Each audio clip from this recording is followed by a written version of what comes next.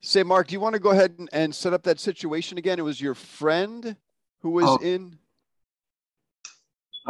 Yes. For instance, she'll be her brother is partially paralyzed. He's in a facility in Norwalk, and it's like a dumping ground facility, and people are there, and the smells are terrible, and they don't change their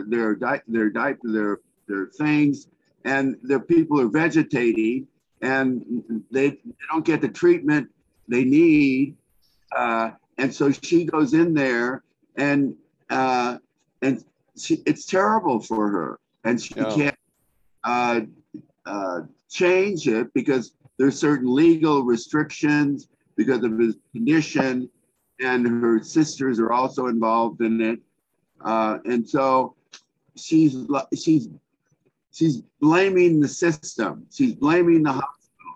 She's blaming, and it's very painful. And I don't know what. And all I can say to her is, well, make arrangements, get them out of there. Here's a better facility. Get them transferred. Put them in a car and take them out or something. But his condition is severe. Apparently, I haven't visited him. So that's she tends towards blaming people a lot, and so. And I'm always at a loss to how do I help her and help myself as well. I'm like, I feel helpless. I feel helpless to help her because I don't know what to do. And that's it. Yeah, and this came out of Dr. earlier was talking about pain leads to blame, leads to rage, and which leads to violence. So it's how do you interrupt that cycle? And so, when you were talking earlier, Sarah, it was to me it felt like a feminine approach, and so that's why I wanted to bring this up. In doing men's work and being a man, things of that nature. A lot of the language is, be 100% responsible and take ownership of the situation. There's no blame. You never blame anything outside of what you can control. So you find what you can control and be 100% responsible for that. Take extreme ownership for that. So that's a very masculine approach. And as you're doing right there, Mark, you're like, how do I solve this problem for my friend? How do I, what steps can I take to and so that's how a man approaches it, which I think is a little different. But ultimately, I don't know, because I was going to say it's a situation also where it's just a friend. Whereas if it's your spouse, there's a different level of engagement and entanglement that you need to navigate. Where if it's just a friend, that's because how often can you engage with her to actually be a source of transformation for her? Do you talk with her every day, or what's your situation with her? Well, we lived together for 4 years. She went away for a couple of years. Now she's back in LA, and so we're slowly getting. I wouldn't say back together, but I would say we're friendly. It's a friendly basis. I can talk to her, she can talk to me, and she's expressing herself about what's going on in her life, and I'm trying to, be a good friend. Yeah. And what can I do for her? Well, what I would suggest is, for one, just share what you just learned today with her. Not in a place where she is blaming or all riled up or emotional, but when there's a space of calm, or maybe if you're going for a walk and you're by a lake or you're in the woods, and you can say, well, you know what, I learned today that our pain inside, it becomes manifest as blame, which leads to rage, which leads to violence. And if that violence is not expressed externally, it becomes an internal violence. So I love you very much. I see this happening with you. If I were to be a mirror for you, this is what I would see. And so, because I care about you, I want to make you aware of this, because when I hear you, there's a lot of blame. And I'm sensing it's turning into rage. And I don't want that, because you're helpless with this big bureaucracy. You can't change that. And so I don't want that rage and that violence to turn inwards towards you, because I care about you. Right. So at least you can start there. I mean, you'll have to be a space of listening, because I don't think it probably won't change overnight, because there's this constant agitation dealing with this system regarding someone she loves. And so she'll probably need still a space to vent, but just make her aware that, be that mirror. That's the mirror you need to be for her. How is this pain turning into blame? And how is that blame turning into rage? And is that rage turning into a violence that's going against you? I don't want to see you inflict that upon yourself against a system that's faceless, benign, doesn't care anything at all about you or your rage or your pain, or really doesn't care about your loved one. So you're engaging something that is so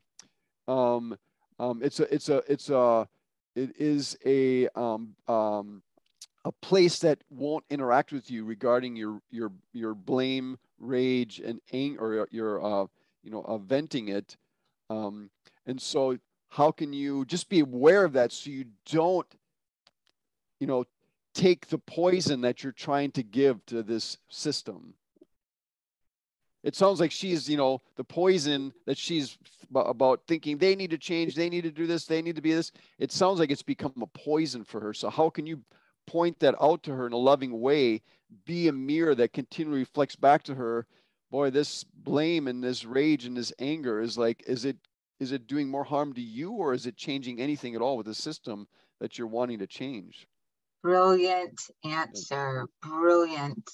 I love that there's the masculine approach and the feminine approach. And what Greg just shared there is women can't take it personally that men want to, or that the masculine wants to solve the problem. Women must become aware themselves that if they're sharing with the man, the masculine force in their life, what's going on with them, that masculine, that giving principle may want to just simply solve the problem. And they don't yet recognize fully the step of catching the wholeness of what you're feeling is the key part in solving any problem. The feminine requires being received. She needs to be felt so much before she can give back to the masculine. And if a feminine force, for example, the ocean, is trying to bring waves and waves and waves, and those waves are not received, well, then a tsunami seems to come.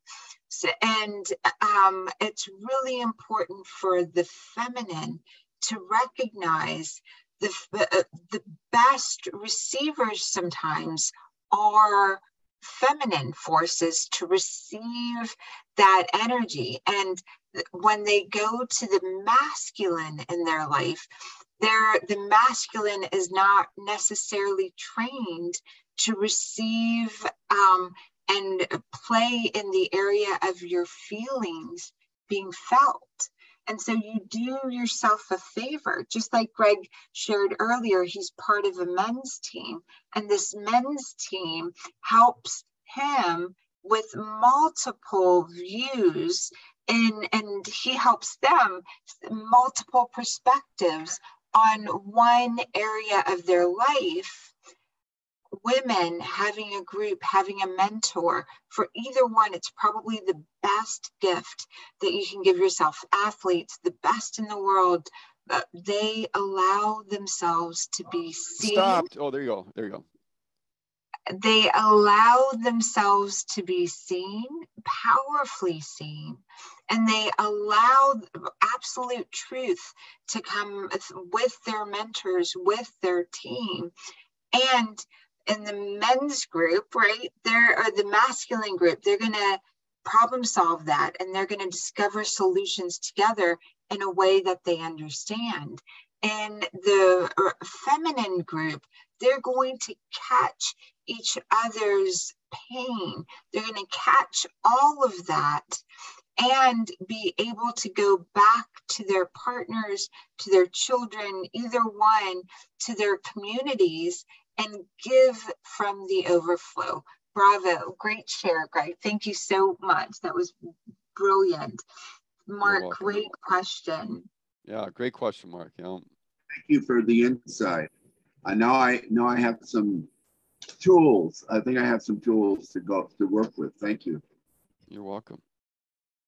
Awesome.